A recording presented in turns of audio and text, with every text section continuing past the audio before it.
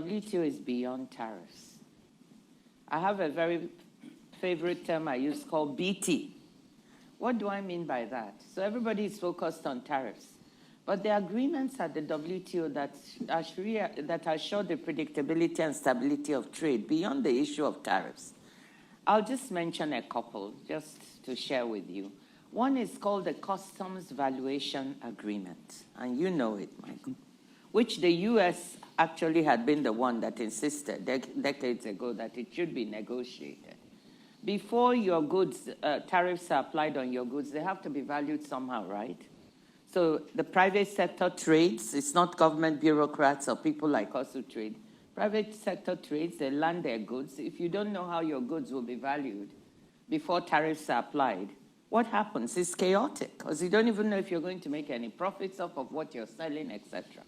So an agreement to put down a common methodology and approach to valuing goods has assured the private sector of predictability in how they will trade and what they will get. And this agreement resides with the WTO along with the World Customs Organization. If you remove it and it's not there and the WTO is not there, chaos. Another agreement, the intellectual property, the TRIPS, Trade-Related Intellectual Property Agreement, which many criticize and don't like, and we'll come back to that. But protecting intellectual property, no matter how imperfectly, assures the U.S. private sector earns $144 billion a year in payments for patents, protection, and all that, the most of any country in the world. The agreements that assure product safety and product standards, the sanitary and phytosanitary agreement, human health and hygiene, and product safety, and prevents countries from using that as a barrier to trade. We are also the home for these agreements. So imperfect as they may be, they assure some predictability in trade.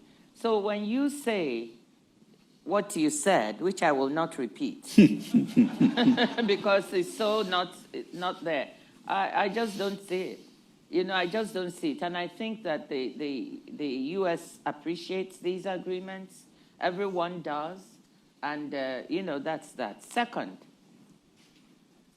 I think that one of the things that has come out of this crisis, because, yes, we are in a crisis, and in every crisis lies an opportunity, is that other WTO members, they've come for the first time saying how much they value the system, how much they find the predictability and stability provided by the multilateral trading system and the WTO rules valuable, and how they realize that 87% of trade is going on amongst themselves. Yes, the U.S. is very important. It's 13% of world trade if you treat the European Union as one bloc.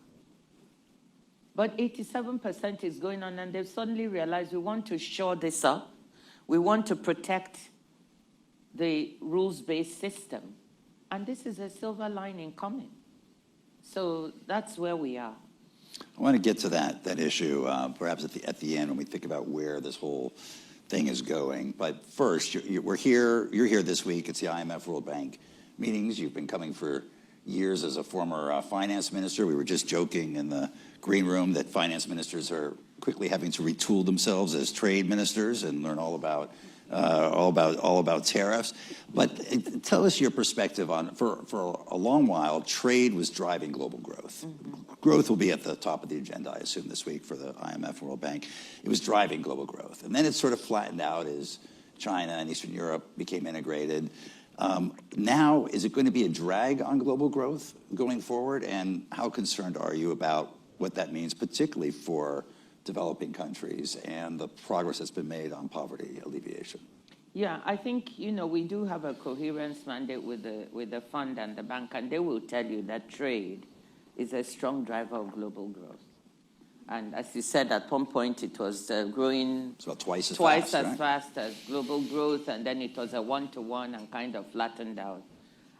But that does not mean that trade, you know, we had the COVID period and so on, but trade's potential to drive global growth is there. And that is what is being impacted. I mean, you saw that we did our most recent forecasts. And we were projecting that global goods trade, prior to the tariffs, would grow at about 2.7%, almost 3%. But with the recent activity on tariffs, we shared this. So this is, I won't go into too much detail because the information is public. When we look at the present situation, that is the pause on the reciprocal tariffs, but layering in the automobile tariffs, the steel, and all the others, and we model it, we see that merchandise trade will contract by about 0.2% as compared to the 2.7% growth we had projected for this year. Does that include retaliation? I'm coming to that, you know, and then, yeah, the first scenario includes whatever retaliation there was, but with the pause. So you see the 3 percentage point drop. We're now seeing global merchandise trade contracting. If you layer onto that the reciprocal tariffs, along with uncertainty spilling beyond U.S. trade to the rest of the world, we get a contraction of 1.5%, which is quite sharp. So, so the situation is, yes, as we said in our release of our forecast, that global goods trade growth is being impacted, and therefore that will spill onto global growth, GDP growth itself. So that is the story that we see. Let's talk about the U.S.-China piece of this in particular. I was thinking about your role and the role of the WTO in this context. Is it, you see like two parents fighting, and your job is to protect the children and make sure not too much crockery is broken? Two parents fighting. Two children. Okay, I don't know which analogy to use. No, but the greatest concern we have, and I've said this openly, is the potential decoupling of U.S.-China trade with the level of tariffs that we are seeing between the two. So today was a little bit of a breather and good news that there's light at the end of the tunnel with respect to, not decoupling. But decoupling is a serious concern to us, and the creation of two potential trading blocs, one aligned with the U.S. and one maybe with China, maybe a few in the middle. But two trading blocs is very, very fraught for us because we've modeled that, and we actually sounded the alarm on trade fragmentation earlier on, a year ago, when we looked at our World Trade Report. And we found that if the world breaks into two geopolitical trading blocs, we are going to lose 7% of global GDP in the longer term. This is huge. And there will be double-digit losses for developing countries, welfare losses. So this is even worse. So this is why when I'm asked what was or has been, or is the biggest worry, it is the decoupling of China. China-US trade is 3% of world trade. So when you look at that, it's small. But the potential of these two big trading partners split and then being able to persuade and create these blocks has such negative impact on world trade and therefore on world growth as well. So this is what we're worried about. And hearing the new noises and the new statements today that there's room for China and the US to still negotiate, and also that, potentially decoupling is not in the best interest. And, I also had a session with Ambassador Greer yesterday. So that was also a little bit comforting that, there may be ways for the two to get to talk to each other and to avoid this situation. That would be very good for the world. But again, to play devil's advocate here, and I'm not going to ask you to necessarily assess the Trump administration's trade policy, but the WTO, the Doha round came to a halt. We haven't had a lot of progress at the WTO in terms of tariff reductions. We now have, down the street, 90 negotiations going on between the United States and its trading partners, or some number of countries that are willing to negotiate. At the end of the day, if the Trump administration is successful in getting other countries to reduce their tariffs on a reciprocal basis, isn't that a good thing ultimately for the global trading system? And do you expect these countries then to offer that lower tariff rate on an MFN basis? Yes.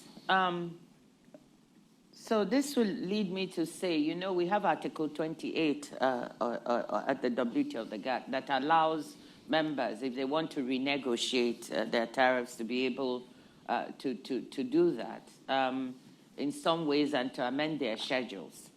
This could have been a cooperative way to approach the situation, but I think that it is very clear and stated very clearly by the administration that, you know, this is beyond tariffs. There are non-tariff barriers which we can tarify and assess, but there are other issues that are linked to the negotiations that make it difficult for these to take place at the WTO. So if we are going to go into the issues of VAT, digital taxes, energy purchases, perhaps some military expenditures that might come into it, and there are other issues that are just beyond the ambit of the WTO. So this is why bilaterally these negotiations are taking place, because I don't think it is something. Now, with respect to tariffs during these negotiations, should they agree on lower tariffs with the U.S., yes, that would be good for the system. And all our members understand who are negotiating that they have said they want to support the multilateral trading system and strengthen the rules. So they understand that these should be MFN'd. I mean, made available. So that's one of the pleasing things when members call me. And you know, you were asking me before, I said I was exhausted, my staff is exhausted, because we've been working round the clock, you know, trying to model the impact. When they call, members call, we don't call, and then they say we want to, because the U.S. is our member, it's still a staunch member, and we have to balance everything and be fair to everyone. But if you call saying, what's the impact of this on me as a member, we were able to do some of that work and share it with you. It's up to you what you make of it and what decisions you make. It's member to member. But you know that your obligation is MFN. So yes, yes, members, this is what they're talking about, unless you have a substantial FTA with the United States, a free trade agreement that covers substantially all your trade, then you don't have to do that. But if you don't do that, if you don't have that, then yes, you should extend that to others. And it could well result, and if it does, it's good. You know, I think if the U.S. achieves that as a member, we're able to MFN it to other members, that is a good thing. We can call it the Trump round. I don't know what name, but, you know, we'll MFN. If it's MFN, then every member will benefit. Right. I mean, I was quite surprised to read reports that India and the U.S. were making progress towards a significant 0 for 0 potentially in tariffs, since that's been a huge issue with India traditionally, with other trading partners.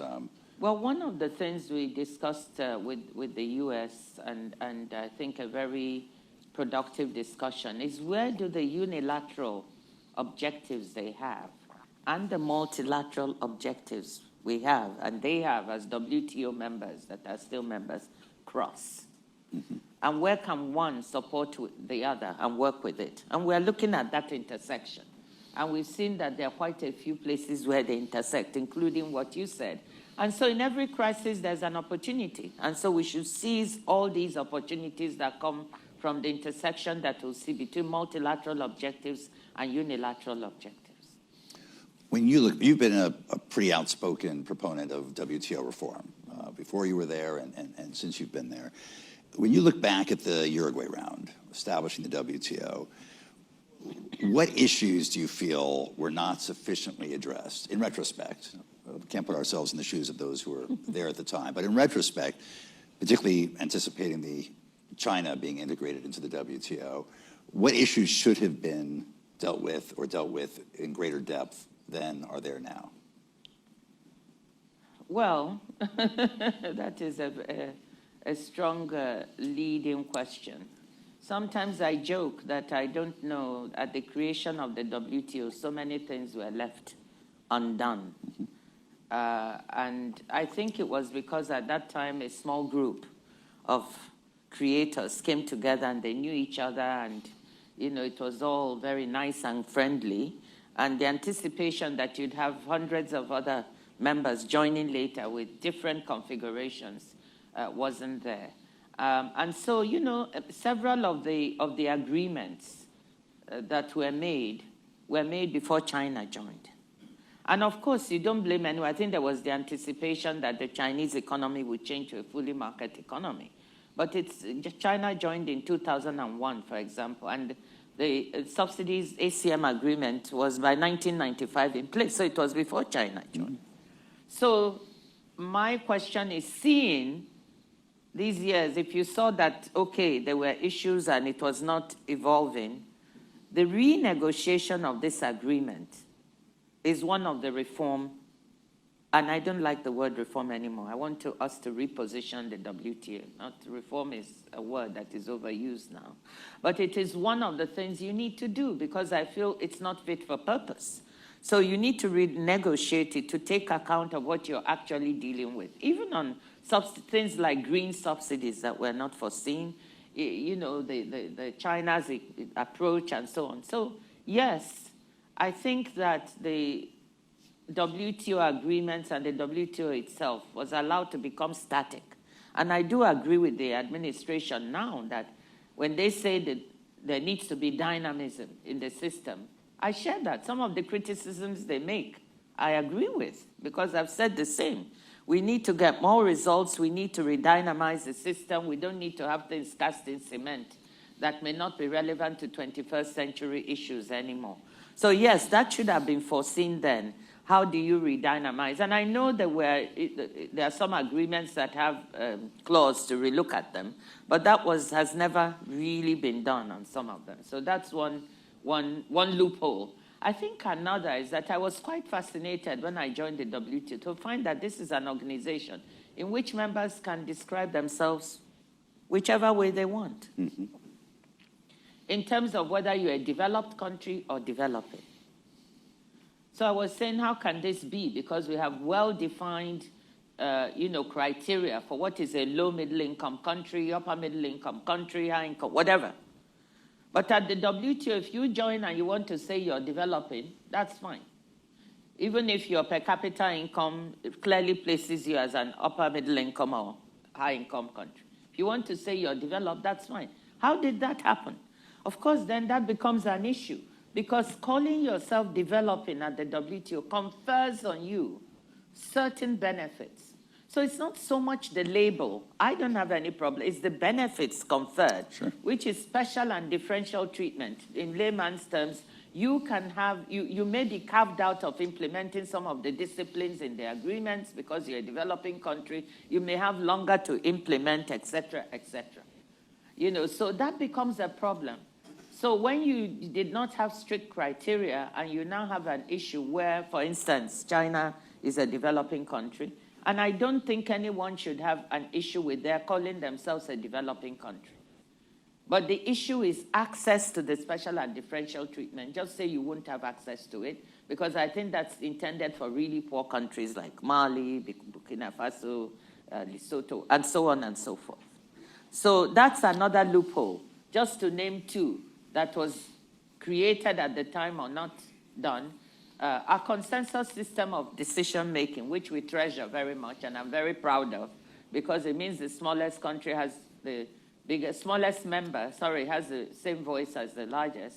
But it should have been thought through in a way that it would not lead to blocking decision-making completely. We are not the only organization that does everything by consensus, but there are ways and means.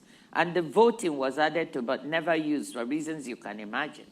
But there are other ways of layering consensus so you can still move your agenda and not get stuck. So just to name three little ones. Three little things that let's just who created the organization forgot to tidy up, if you will. Let's pick up that last one in particular. I mean, just given where we are, how do you, I'll use the word, reposition the WTO, given the fact that it's very difficult to reach consensus among China, the United States, India, several others, on those precise issues, on special differentiated treatment, on the application of MFN, on all sorts of issues? Well, that is why I think we need to have a look at a reform or repositioning approach that is a little different. It has to be member-driven. At the WTO, the word member-driven is the most precious. You know, if you try to do anything yourself and it's not from members, you get into trouble. So member-driven, meaning first members have to come up with the big questions of what is it needs to be repositioned in the organization. And I've just mentioned just a little tiny 2 or 3. You know, we have 3 main functions: transparency and monitoring, negotiations, and dispute settlement. So within those functions, and of course we have the governance structure that I just spoke about, the mode of decision making. In all those areas, there are issues for reform and repositioning. And I think first members need to sort out what are the key issues impeding progress, how do we get faster results in the organization, and how do we safeguard the good things we have? Because in trying to reposition, you must recognize the good things that I just mentioned, some of them at the beginning that were. Then what is the process to get there? So it's not that the issue of reform hasn't been a topic at the WTO. Ambassadors have been working on reform, and they've done some good work, especially on making committees work better, et cetera, et cetera.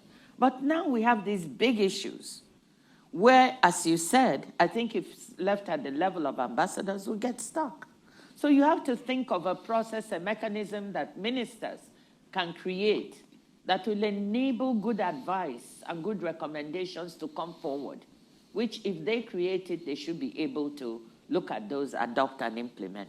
So a member-driven process, but a process that doesn't stay in Geneva, because I believe it will get stuck. It needs to be lifted up to a political level where real decisions can be taken.